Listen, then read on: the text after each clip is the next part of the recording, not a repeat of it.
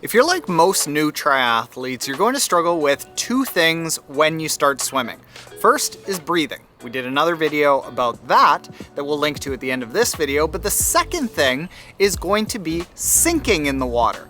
In this video, we are going to talk about the 7 reasons that you are likely sinking in the water and a solution for every single one of those reasons so that you can float across the water like a log very easily. What's up, motivators? My name is Taren. When ordinary people want to accomplish something extraordinary in endurance sports, they choose our totally free Motive training plans. You're ready to take on that next big challenge? Let's do it. So let's get right into the 7 reasons that you might be sinking in the water. It's actually fairly simple to fix all of these, so we're going to start one by one, going from our head, working our way down to our toes. First reason that people might be sinking in the water is because you would be lifting your head to breathe. And this is very common.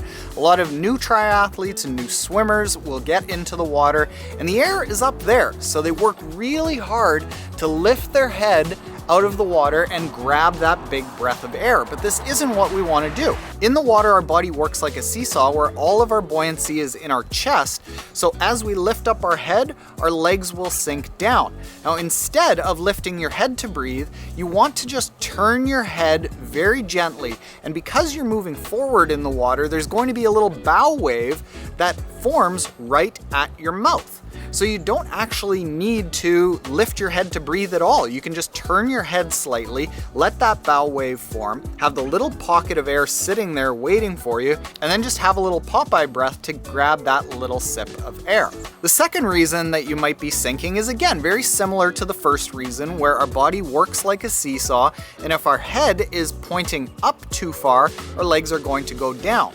So what we see from a lot of very elite swimmers and a lot of swim coaches will say, who come from an elite swimming background, is you want to look forward in the water about 45 to 60 degrees.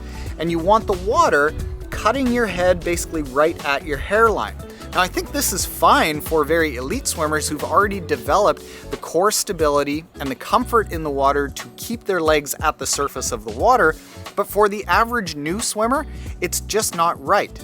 Us new swimmers should be looking straight down at the bottom of the pool with the water actually cutting basically right at the very top of our head.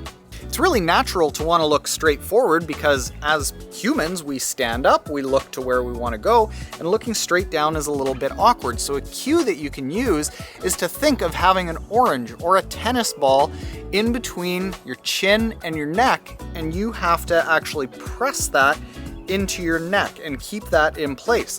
That's almost instantly going to lift up your back end. Your hips and your feet are going to come close to the surface of the water because you're going to push that seesaw of your chest into the surface of the water. This is kind of like what some people say is swimming downhill, but I find that the feeling of swimming downhill really just creates a fold in the body, whereas focusing more on where you're looking is going to keep the rest of the body actually fairly together, and it's going to lift up your hips and your feet all together. Continuing to work our way down, the third reason that we might be sinking is actually because we have too much buoyancy in our chest. Remember how I said that our body is like a seesaw, where our chest is the fulcrum in the middle, where the buoyancy is.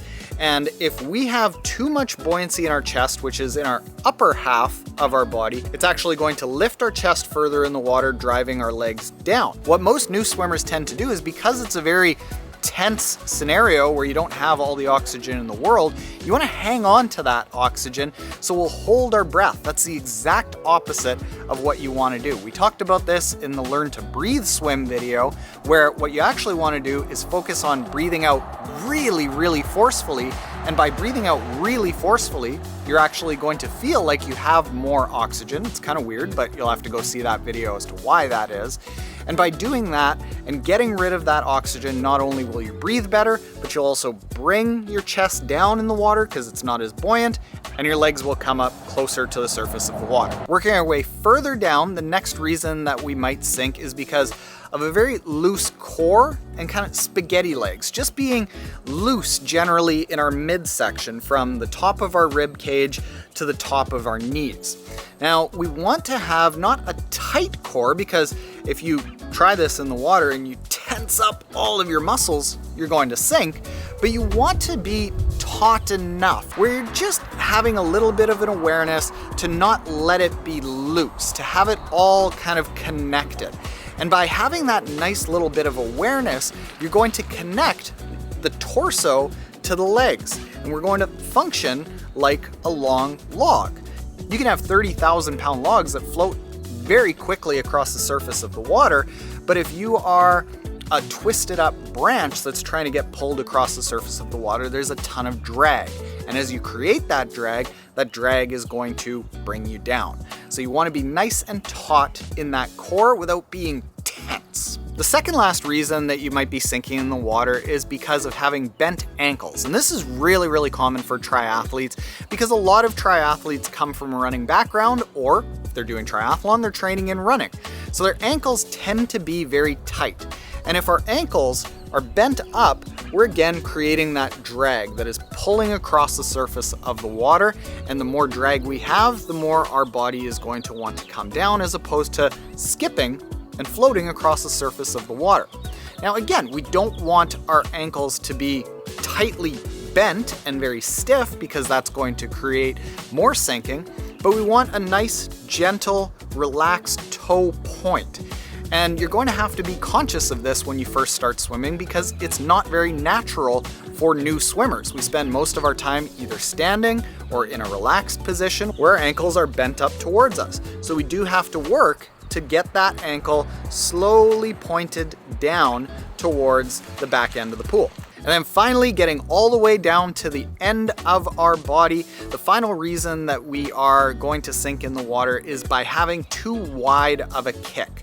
Most triathletes, they will have this long, wide kick. They'll have a scissor kick. And this kick is super common because triathletes will learn to use that kick to stabilize their body. Being new swimmers, our bodies tend not to be very stable.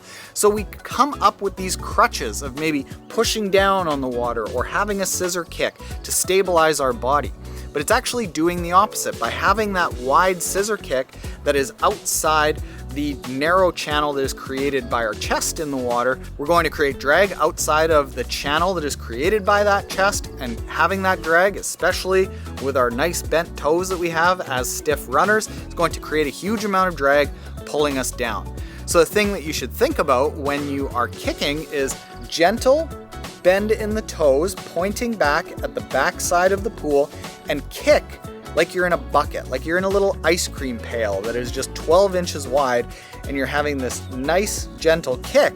That's going to keep your toes pointed so they don't have a lot of drag, and it's going to keep your legs inside that channel that's created by your chest. So to summarize all of that, we want to look down at the bottom of the pool. We want to turn to breathe, not lift our head. We want to breathe out really forcefully. We want to have a bit of an awareness of our core so that our body floats like a log. And we want to kick with gentle pointed toes inside a narrow 12-inch channel like we're in a bucket. Do all of that paired with knowing how to breathe, and you have the foundation for excellent swim success. Now, if that works for you and you start thinking about your first race, go and check out our Motive training plans. They are completely free, and they are designed specifically for ordinary people who want to accomplish something extraordinary in endurance sports. Go to mymotive.com and try out your first training plan for free. And if you want that video on how to breathe when swimming, check out the video that's on the screen right now that has a very similar guide that provides all of the drills that we recommend to learn how to breathe properly in the water. Later, motivators.